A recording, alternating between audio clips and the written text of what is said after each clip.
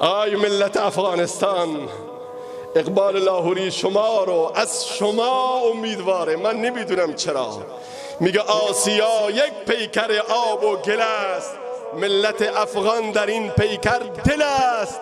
تا دل آزاد است آزاد است تن، ور نکاهی در ره باد است تن. از فساد او فساد آسیا، در گشاد او گشاد آسیا.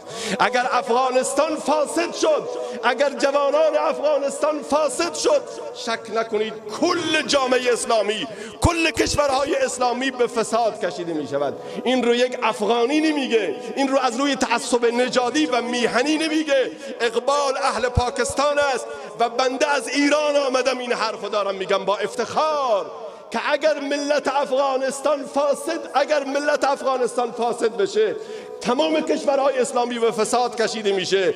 نکته افتخار آمیزش اینه که اگر ملت افغانستان بیدار شود، هویت خودش رو پیدا بکند، مردان او 2 مرتبه زنده شود، محمد ابن